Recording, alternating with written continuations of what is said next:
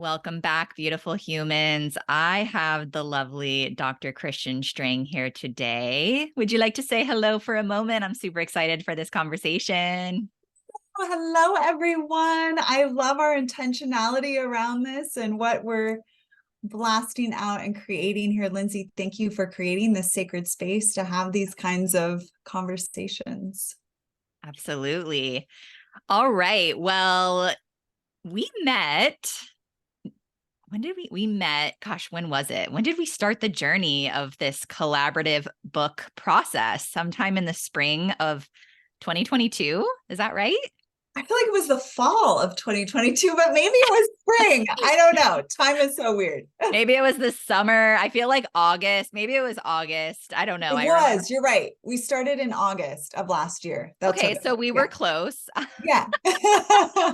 I mean, time is very interesting right now, and I feel like we can talk about that. But this book anthology was my first ever process of becoming a published author, and I got to meet so many lovely women, including you. And you are an author. You are doing it. You have written several books. And I have your bio here. I'm just going to kind of read this first piece really quickly. And then I would love for you to kind of share a little bit about who you are. So yes, you've written 11 books, which is amazing. But so Dr. Kristian Strang, you are a mystic, a metaphysical psychologist, and an Amazon best-selling author. You've written 11 books and more to come in the genres of visionary fiction, paranormal romance, and channeled message oracles. Basically everything you love to write about, which I absolutely adore because that's what we get to be doing. We get to be, right, fulfilling and embodying our passions and bringing those to life. So is there anything else you'd like to share or just kind of add on to that short little intro? Yeah, I mean, I essentially write the books that I love to read and that I want to read, so that is, since I was 12, I remember the day that I realized I was a writer and I was like so excited. And I came like running into the kitchen to tell my mom, like, Mom, I know what I'm supposed to do with my life. I'm here to be a writer. And she was like, writers don't make any money. Like good luck. But I was undeterred. I started like the first newsletter for my elementary school that is still in publication, people, still going strong. And I actually just published my 12th book. And I would say I got on this path, this mystical path.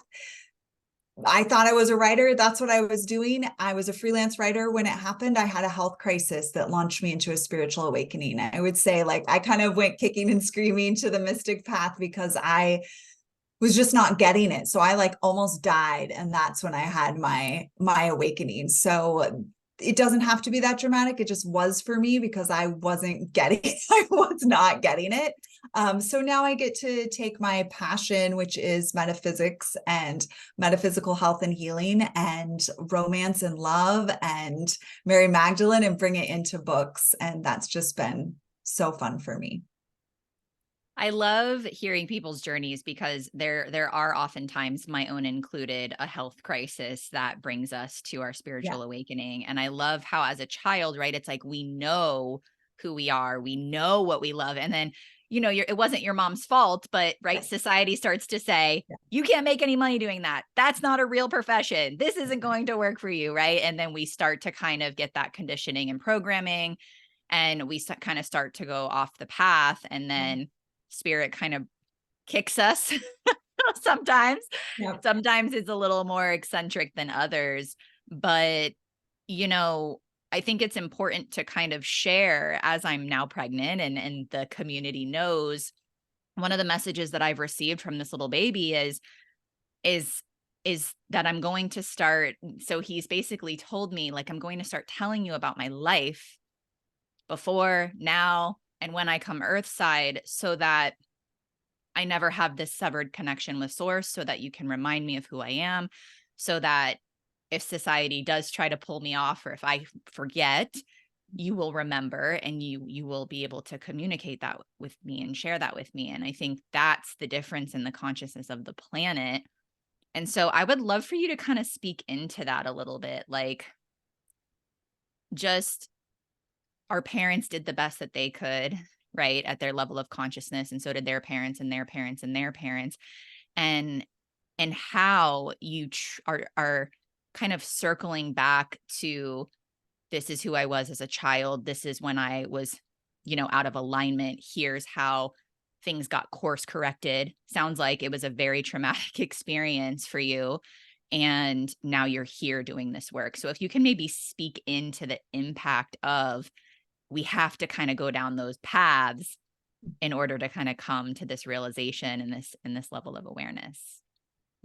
I love that you are having this relationship with the soul that you're bringing through, because I do believe that this is the next level of consciousness that we come in, and these new ones coming to the earth are going to show us what it looks like to not forget and to not have the severing. I'm finishing up book 2 in my spiritual romance series, my new one called The Angelics. And in book 2, we're talking about what it would be like. And the character gets to have this experience of coming to earth and not forgetting.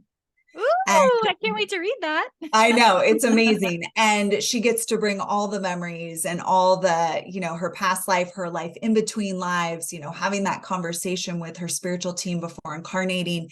And I do believe from the messages that I'm receiving through my connection to source, that really is the next level, that we will come here and we will, and again, these babies that you're bringing through, conscious women are bringing through, is going to allow us to play with this, because my mother's connection with source was severed early on. So she, she's just passing, and same with her mother and her mother, right? And so she's just passing that along.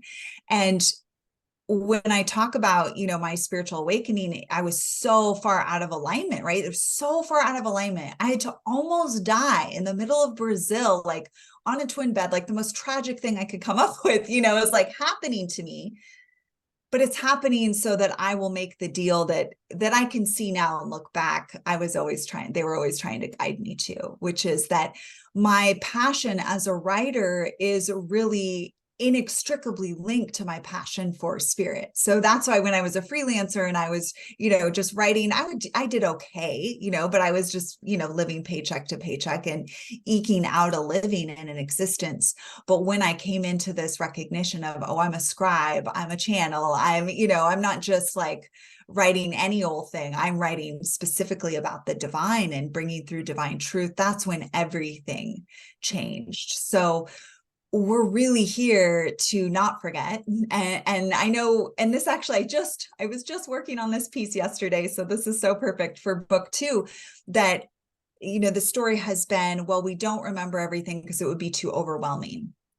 But what came through in book 2 is that when you are at a higher state of consciousness, it is not too overwhelming. So these new ones that are coming onto the earth through conscious women are going to be able to hold that. And then also our invitation is to be able to hold that, to be able to remember and to live full out as the true expression of who we really are. And we need tangible, grounded practices to be able to do that. Yeah. So what are some of those grounded, tangible practices that you speak of? This is so important. And Lindsay and I were talking about this before we came on, but just that we can have all of this esoteric knowledge and we can talk about all the things, but if we don't ground it into daily practice, forget about it. It can't manifest.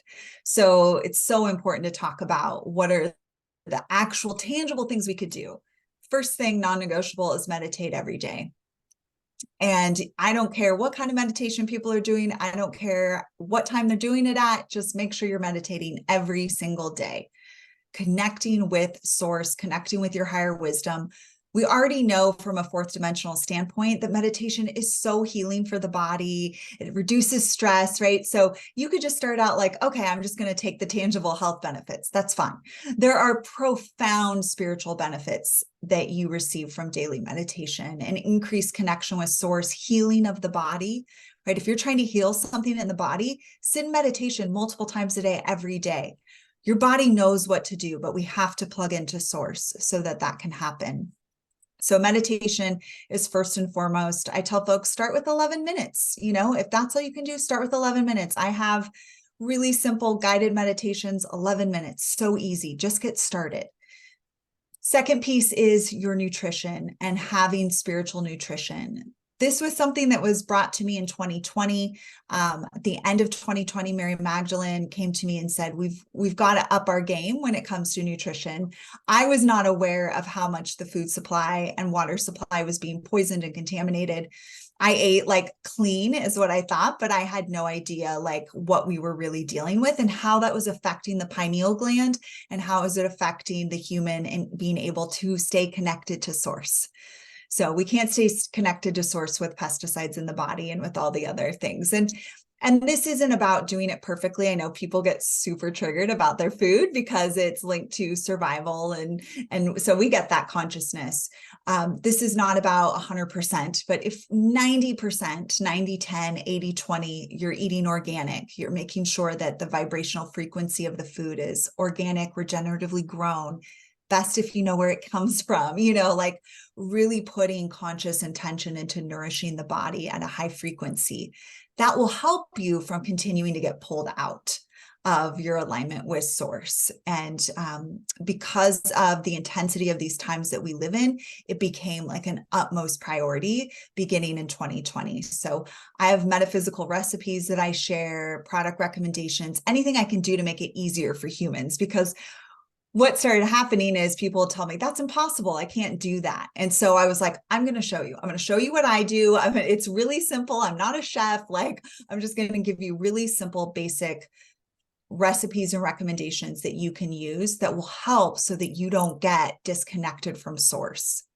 So we want to, like what you were sharing, Lindsay, with your little one, we want to be able to just continue that stream of connection for greater and greater lengths of time without forgetting. So meditation is going to help you do that. The organic spiritual nutrition is going to help you do that. Those are like the two biggies that I really am impressing upon people at these times. If you do those two things, you're going to have greater length of connection with source. Absolutely. And it's interesting because of my health journey, it's interesting. Like when I'm interviewing more people that have had some sort of health crisis, it's very fascinating to me how we are kind of coming back full circle into the importance of the body. Because, when I I had my healing journey physically, and then when my spiritual awakening happening after, there was almost like a disassociation, and it's kind of part of the process, right? It's confusing. There's a lot going on with the body. A lot of rest is required. I barely could even move my body. There was so much stillness, and because of the upgrades that are happening and because of everything that's kind of going on within the body temple, right? It's that requirement.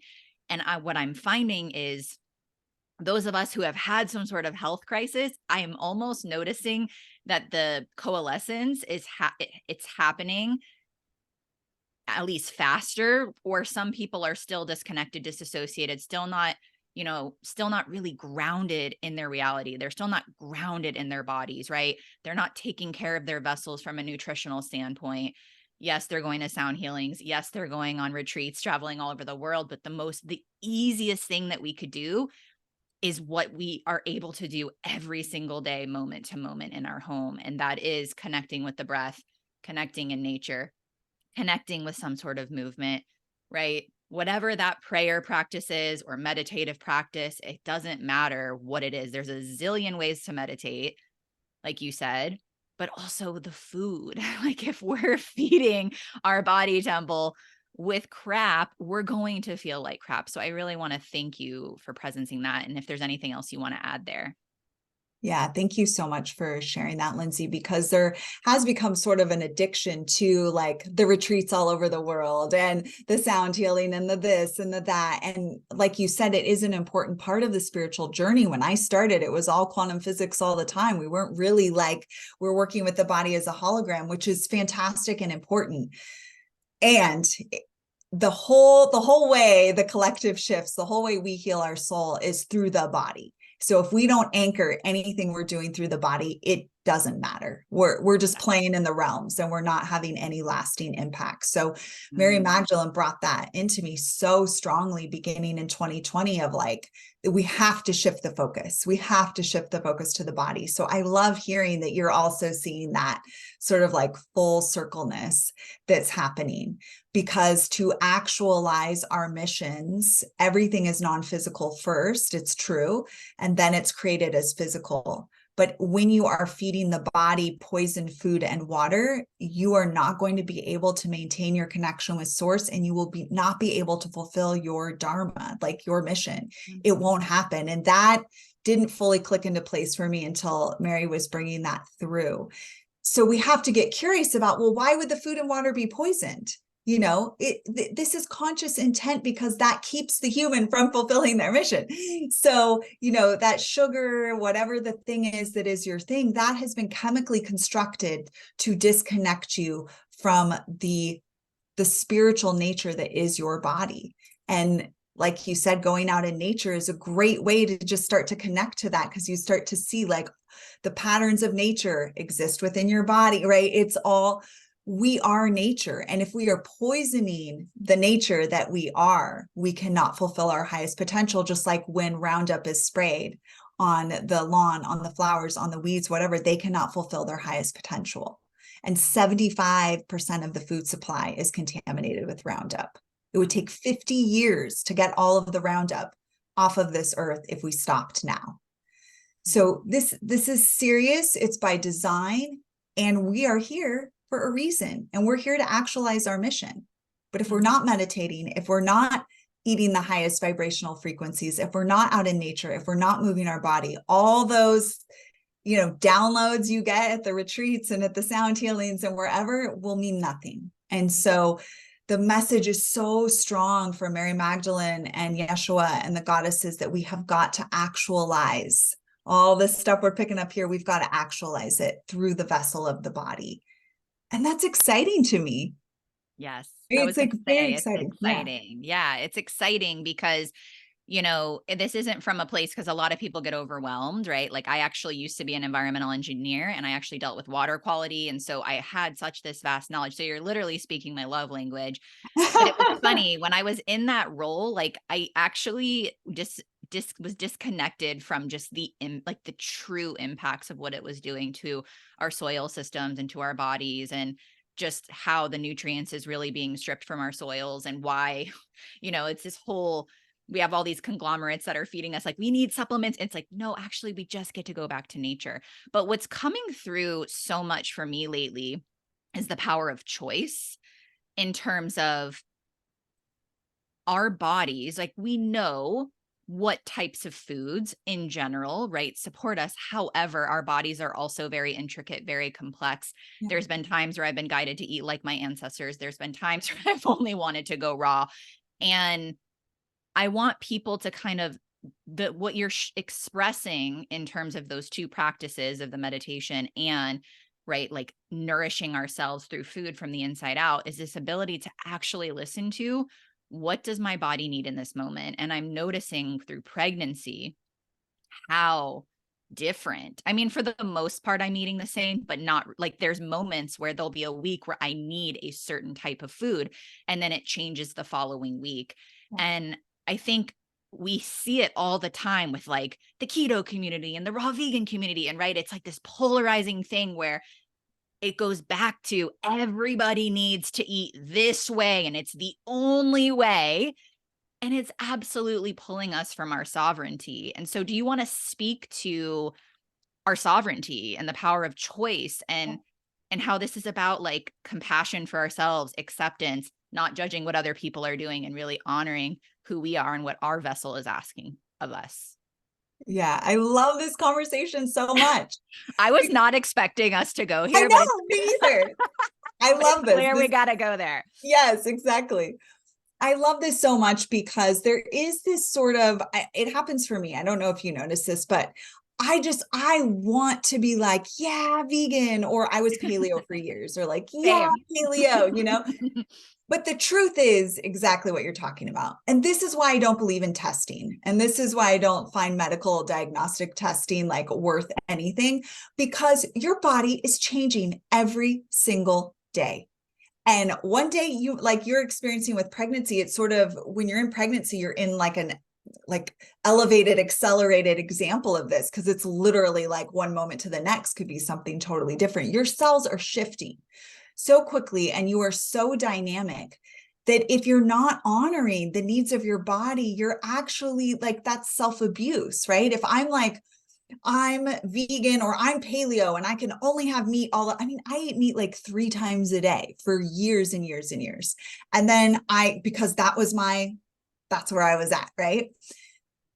But if you can really honor your body, you may be vegetarian, vegan, whatever for years, and then or a week, and then your body says, I need animal medicine. And then your job, and this is what I talk with the folks I serve one-on-one in mentorship about, your job is then to find the most aligned, sustainable form of animal medicine that you can find, right? So just like we do with the plant life. So if we were living totally in harmony with the land, we would do a prayer. We would call in the animal that wanted to offer its life for our sustenance. We would have a whole exchange with the animal, a ritual. There'd be a compassionate bringing it to completion, right? It would be a totally different thing. So we have to find the farms that are doing that. We've got, we have to do our due diligence so that we're staying in honor with the animal. And then just like I bless any plant-based meal I have, if there's an animal, I'm doing a full blessing for its soul, thanking it for its offering its life for my nourishment and sustenance. We have to, humans, we're so funny, right? We want to join a group and we want to go hard at it. And that is great until your body is telling you something totally different. So we have to be willing. And I talk about this on Metaphysical Menu. I call it like intuitive eating, that we are every day letting the body guide us. And that may mean it looks totally different one day to the next, or you may go weeks or months eating a certain way and then the body asks for something else. We self-harm when we say, my beliefs are too strong, I can't do this. We can bring the light of source and spirit and honoring to every experience. This was hard for me. And I would say it's still hard for me around animal flesh. I can get there with most everything, but animal flesh, it's a little bit harder for me, particularly cows, because I have like a strong connection to cows. And interestingly, I grew up in a dairy community and I was just like, oh, cows. And now I see cows and I'll like cry because I'm just like, I love them so much. And they've gone through so much and been harmed so much. So this is particularly challenging for me if my body needs that, but it's happened like usually once a year, my body will ask for animal medicine. And so I really, tune in, ask spirit to guide me. What is the best way for me to eat from a cow specifically, because that's really hard for me. So we have to find our way with it, because if our beliefs are so strong, we can again be self-harming what the body is asking for. So we want to recognize that the body is a dynamic, ever-changing vessel. It's fine to support whatever you feel in support of, but if your body is asking you for whatever it is, you have to honor that, because the body is always changing. And this is also why I say, don't believe any tests you take, because in my quantum physics, energy medicine testing, studies that I did, we had case studies of women who would test. They'd come from the office and she'd test positive for breast cancer. She'd come from her house, she'd test negative, right? How much your environment affects you, how much you are changing all the time. So let's not take the testing so serious, but let's take what the body's asking for every day very serious, because that's your body vessel. It knows what it needs. Also, tests are affected by whoever's reading the results. So in the quantum field, we know the observer changes the results. So that's why in energy medicine, when I'm doing a session, I have to hold the client in their highest state. This is how Jesus healed. This is how, all great healers heal. They see the body in its highest state of consciousness. If you have a medical professional that expects you to have this result or that result based on what their conversations with you and your symptoms, then that literally will shift what they're seeing. So we have to remember our power and that we are dynamic, multidimensional beings. And that when we work in harmony with the body, we literally have completely different outcomes in our health and our well-being and in our life experience. Thank you for sharing that. And what's funny is I was dairy free for so long. I had a very interesting hormone journey. And since I become pregnant, I've been eating dairy again.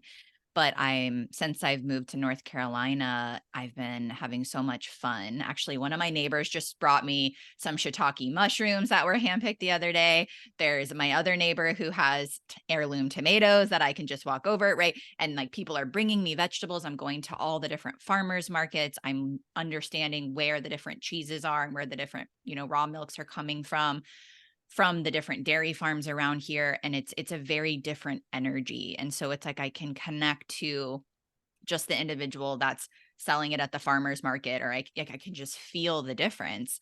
And what's also interesting about this little child is I this child's like, give me more variety. It's like we get set in our ways, and I would go to Whole Foods and I would get like the things that I know my husband and I liked. And now when I'm going to Whole Foods or the farmers markets, I'm like, oh my gosh, I've never seen this type of watermelon before. I want that.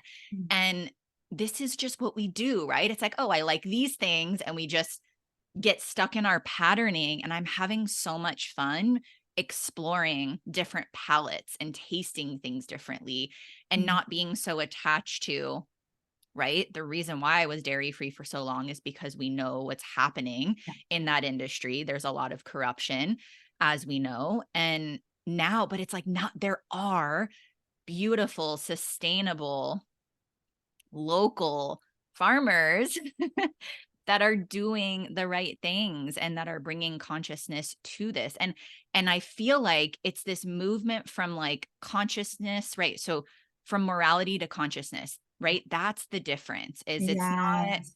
like some will deem a cow sacred, right? Some will eat the cow, right? Like we're talking about our ancestors. And so it's kind of that same, I love the intentionality of like, we get to trust what is it that our body needs in this moment, and honoring and thanking and blessing all of the beings, all of the life, all of the nature, all of the, people who made it possible to get this beautiful meal or piece of produce or animal protein in front of you. So yeah, I love this conversation. It's like, clearly this is where we needed to go.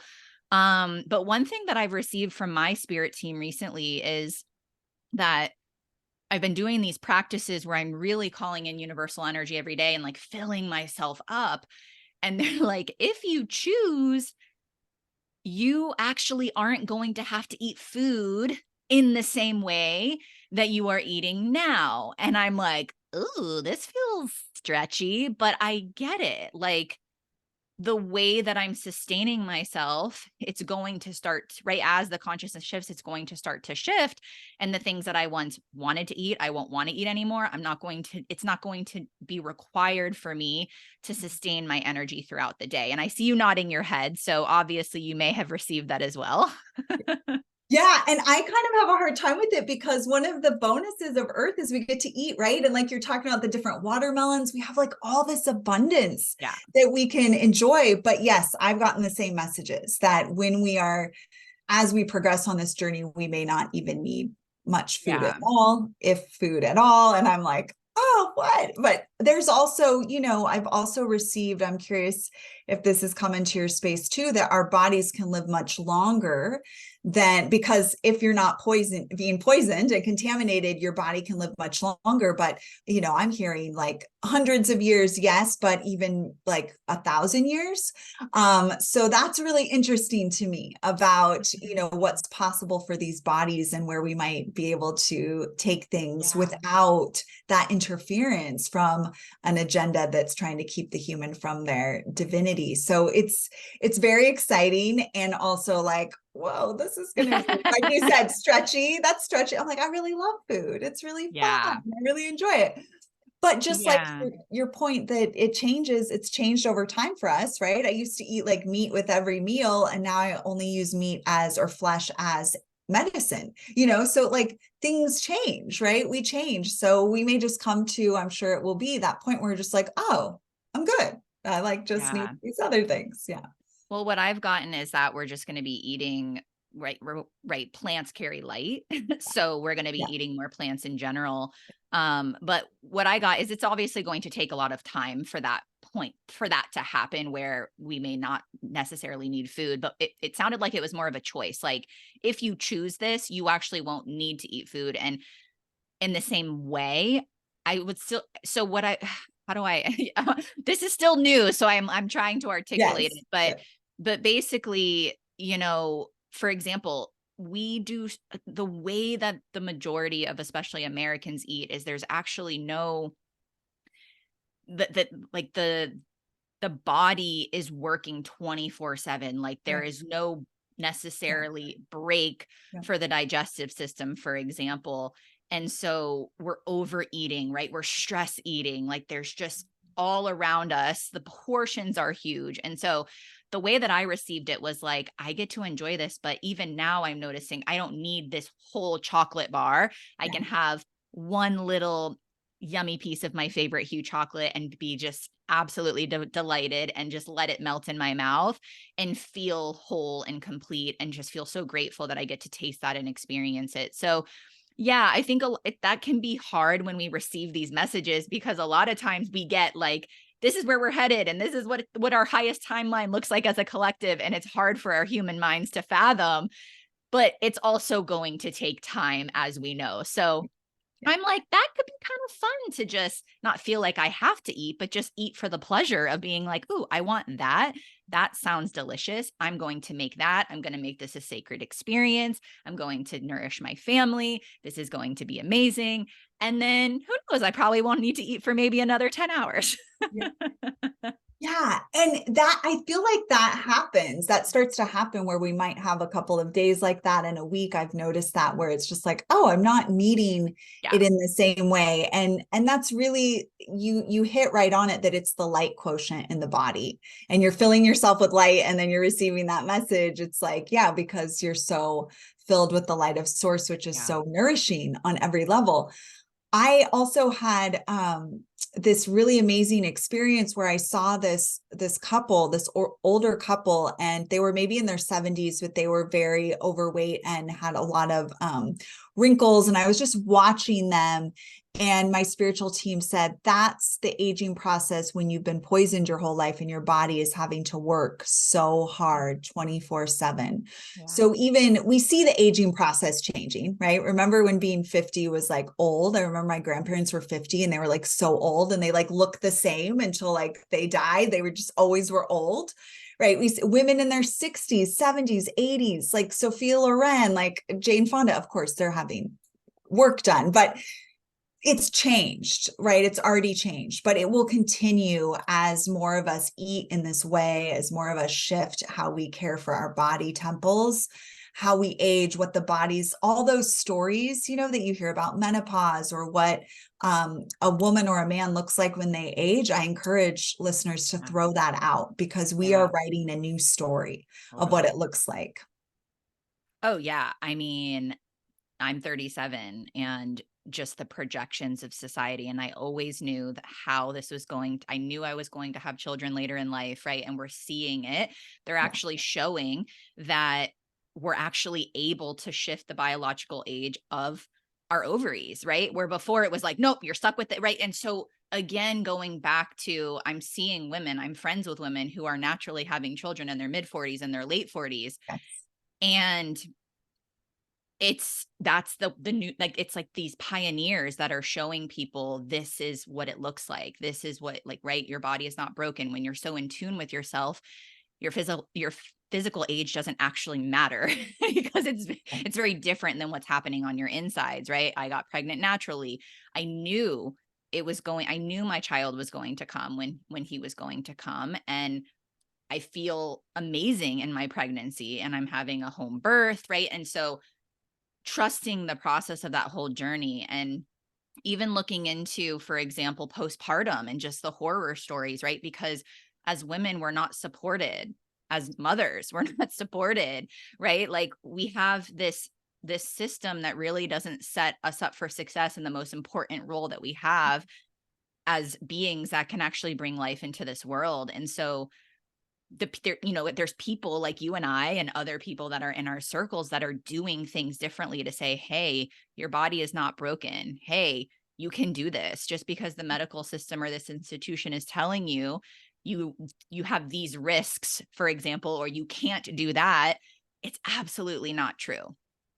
It's true based on the old model, That's right, right. of what's happening, but we can absolutely change that, and we're seeing it every single day. So I feel like clearly the world needs to hear this conversation, and this is why I love just flowing with it. But I too also have a deep connection with Mary Magdalene, and I had the pleasure of reading your Mary Magdalene book, which is Love Letters from Mary Magdalene, the untold tale of her life, love, and legacy. And it's a channeled book. And so I would love for you to just talk about how maybe your connection with Mary Magdalene started, and maybe your process for how these books come through. Like, was she saying, Kristian, it's time. I want the world to hear my story. This is how it's going to go. I would love to just hear your process about that. Yeah. Oh my gosh. I love this conversation so much, Lindsay. And I didn't know you read the book. So that's really amazing. Um, and I just want to say I'm so with you that we can change the narrative about when women get pregnant, what menopause is. I don't Yeah. believe in any of that.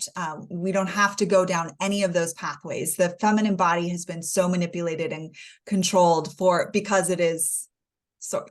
Powerful. Yes, exactly. So as much as we can break free from those things, and everything we've talked about today helps souls break free of that. And so Mary Magdalene, is a leader in this, of breaking out of the societal norms and the programming. But in 2013, Yeshua, Mary Magdalene, and 4 other ascended masters and their divine counterparts came to me in meditation when I was in Brazil on retreat for my spiritual growth. They started working with me, but my focus was really with Yeshua. I'd been raised as a Christian, so I had just a strong connection with Jesus. So that was I didn't really know much about Mary Magdalene other than what had been, given to me, which is totally false in a Christian religion. So that's what I was working with. And then I started having these synchronicities. People would say to me, other women would say like, oh, do you know you have a really strong connection with Mary Magdalene? I feel like, well, I work with Yeshua a lot, but no, I didn't really know that. And then in 2020, it was her feast day, and I was guided to channel a message just from her, which I had never done before. I'd always just channeled the collective of ascended beings that I worked with. And it was amazing. Like, I had like tears pouring down my face. It was so beautiful. And then she came to me the day after, and I woke up. This happens a lot in the early morning hours. You've got that access, it's the perfect, your conscious mind has no interference. And she was right beside my bed, and she said, now we're working together. Now I'm going to be your primary mentor. Like, it's on. I was like, oh, okay. All right. This is exciting. And then I noticed I started feeling, what's the best word? Almost like defensive of her when I would see other accounts of her life, and like always dismissing her in favor of Yeshua, and always just like, yeah, Mary Magdalene, but Yeshua, and I started feeling like this isn't right.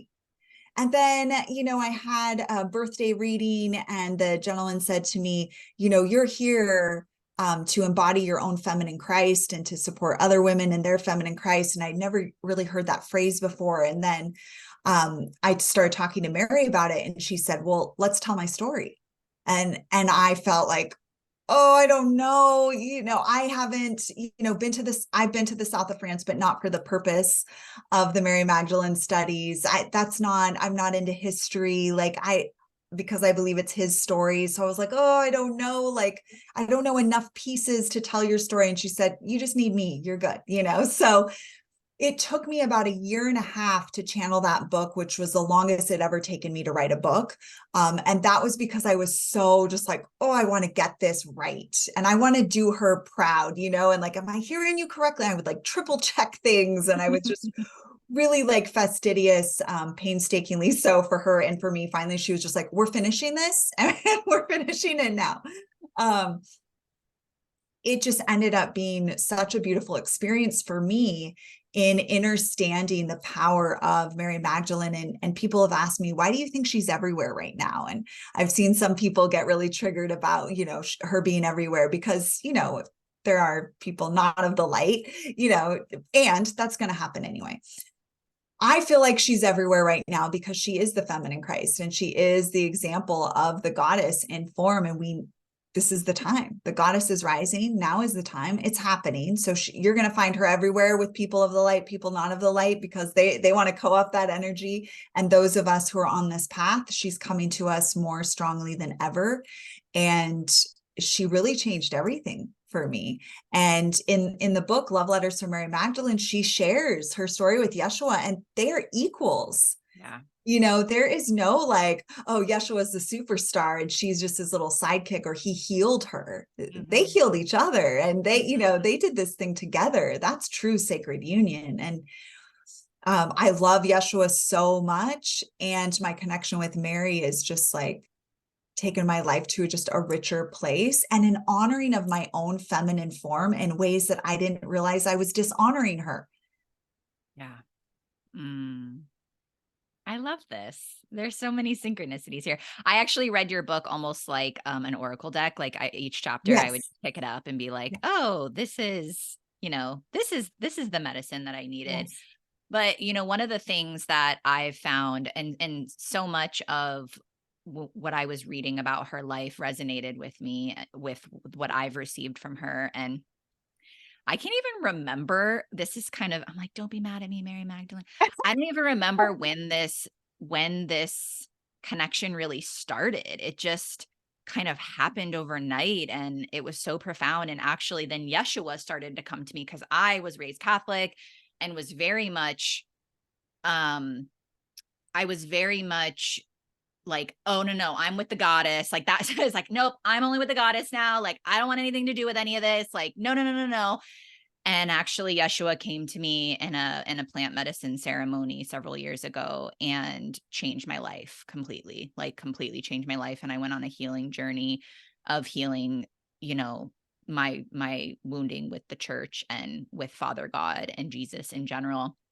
And that's kind of what I received is right. Like they are equals. And one thing that I have found that's made me realize, because people are triggered by how much her name is just being thrown out there now. It's more like, I'm just glad people are talking about her now, right? Because again, it's kind of where people are at their level of consciousness. That's like right. The Vatican actually named her a disciple.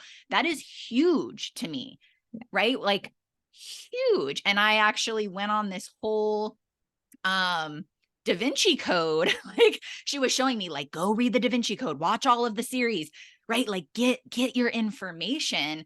And in that book, right, they say religion is flawed because man is flawed. And so it created this level of like compassion and acceptance of where people are at and how we're rewriting history, right? We're rewriting why that happened, where she was kind of like excommunicated from everything and shunned. And now she's coming back in this new way. And I think like, to me, it just excites me that there's a seat at the table for her and people are talking That's about right. her, because more and more we're going to start to have that truth kind of come through. So yeah, that, and now I primarily work with Mary Magdalene and Yeshua from time to time. Those are like my main two. And I also feel like it's helped me be able to have conversations with like extreme evangelist Christians, like where there is maybe judgment or there is maybe just like, this is the only way. And I feel like if I didn't have that relationship with them, I actually wouldn't be able to have, again, compassion, a level of understanding of why people are so set in their ways, as we're coming back full circle to, right, when people hold on to things so tightly, right? We're talking about like raw veganism and paleo and all these, it's the same with religion. It's the same with new age spirituality. Yes. It's like we hold on to things so tightly, and then it actually impedes us from continuing to uncover more information, more wisdom, more knowledge, right? That is exactly right. It totally holds us back. I love that you made that parallel, because just like the no, I'm this, I can't have what my body's asking for is self-harming. We're self-harming when we're like, no, I'm new age spiritual, or no, I'm Christian. We're self-harming from the truth that wants to, the divine truth, not the man-made, created, curated truth, but the divine truth that wants to be known. And I'm with you. I'm celebrating that everyone's talking about Mary Magdalene. That shows a raising in the consciousness of the earth. It's just like how everyone's a spiritual healer, and like that industry just got completely it's so flooded. I'm like, great. That means consciousness has risen to a higher, whoever thought it would be cool to be a healer? It's like trending, like this is amazing. Yeah. Magdalene's trending. Thank goddess, that Yes. just shows an increase in frequency. And Yeah. it's our role to just bring through as true of her transmission as possible, so that those with the ears to hear and eyes to see can receive. And I think the last piece I want to close with is when you were talking about, that's how you know you're on path, when you're like, I don't want to do this thing. So it's like me with my spiritual leadership, and me on the podcast, and me sharing my truth, and me really exposing myself vulnerably, as you are also doing. And then I see people who it's so effortless. It's so effortless to share their journey. It's so effortless to be on the pedestal. But I also think, I personally, I'm like, this is my belief system, where those of us who are really meant to be in the spotlight in this way, there's actually no certification or training that's required. However, we see certifications all the time for mediumship, right? And so there was a point where I got triggered by that, but I'm like, you know what? This can actually help people with where they're at, that are a few steps behind. So it's kind of that same piece where I've resisted my mission for so long. I've resisted being exposed in this way. And a lot of times I'm like, I don't want it. And then we have all of these people who are wanting this connection, and who are getting certified in these things. And, people get to use their discernment, and they get to learn. And I know there were so many people that I followed that I don't actually feel a connection with anymore. It's almost like, nope, my work here is done with them. I feel complete. And so I think it's also that level of acceptance, compassion, non-judgment, where there are people who could absolutely benefit from receiving that certification, from having that intuitive or that psychic or that healer tell them, this is your path, or this is what you get to do, right? It's like, we have to go through those phases of somebody tell me what to do, and kind of reaching in order to kind of come home to self in that way. And that's kind of the full circle messaging that I think you and I are bringing forth is, yeah, freaking do it, share it, take the class, read the book, do the thing, so that you can come home to yourself in a deeper way. Yeah. Thank you for your service, because I know it's hard, and it always does stretch me. And I definitely have pushed against a lot of the things that they asked me to do. And the other thing I'm hearing Mary say as we're having this conversation is the invitation for you to create the certification, and for you to create an offering that supports those who are looking for that, because then you're taking them on a journey. She actually had me create a certification. So, and I was also in a similar space of just being like, oh, there is a glut of this, and I don't want to be a part of it. And then her saying, there are those souls who this really resonates for them. This really gives them that container, because we're creating containers, right, that they can go into and have a transformation where maybe for us, I know for me, it was spontaneous. I didn't take a mediumship class. I wasn't trying to channel. Last thing I wanted to do is channel, I think that's not what I was looking for, But those who are seeking it, if we can provide a highest light container for them to step into for that transformation, what a gift, and maybe part of our mission as well. But I feel you on that completely. So thank you for stretching yourself and taking those actions when you don't want to, because I know the video is one of the hardest things for me. And they keep saying, make more videos. And I'm like, oh, I don't want to do it. Yeah, I keep getting expose yourself more, go on more platforms. And I'm like, how much more do you want me to do? More. I'm like, how much more do you want me to do? But no, I so appreciate this conversation. So obviously the Mary Magdalene book, I'm all about. I know you have What is the name of the spiritual romance book that just came out? It's called The Angelic's Wildest Dreams, and Mary Okay. Magdalene does have a cameo appearance in it. So I'm working her in, of course, to all of the spaces. Mm, I love it.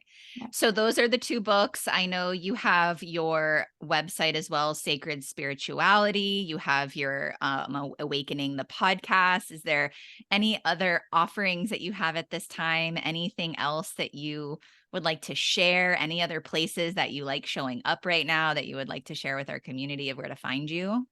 Oh, thank you. Yes, my website, I've got free transmissions from Mary Magdalene. So you can sample some of her transmissions, meditation. I've got a free first mystical chapter of the Angelics books. You can sample it, see what you think. And all of that appears at sacred-spirituality.org. That's really the place I'm primarily hanging out at, where you can find all the yumminess. We've got yummy metaphysical recipes as well to assist the anchoring of our light body on the earth. And of course, you can find my books on Amazon as well. Mary was like, I hadn't published on Amazon in years. And she was like, this is going on Amazon. And I was like, I don't want it. She was like, you're doing it. But it's been allowed us to reach so many more people that wouldn't have found me otherwise. Exactly. So yeah. That's that same piece of like, okay, non-judgment, right? Yes, totally. Yeah. And I'll make sure to put everything in the show notes below. What a wild ride we took in this conversation. I feel like I can't wait to go back and listen to it again to see all the places that we took this.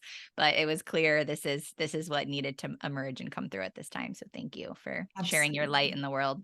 Thank you, Lindsay. Yeah, I know we both did our invocation, and before I came on to even see you, I asked Mary, like, whatever you want us to talk about. So I could never have anticipated we would have gone where we did. So thank you for providing that open space, so we really could just let her message come through. And thank you for your beautiful work in the world. I love to see other Magdalenes on the path. That makes me so happy. So thank you. Full body chills right now. Thank you. Thank you so much. So again, check out the show notes for all the ways to get in touch with Dr. Kristian Strang, and we'll catch you next week for another episode. Much love.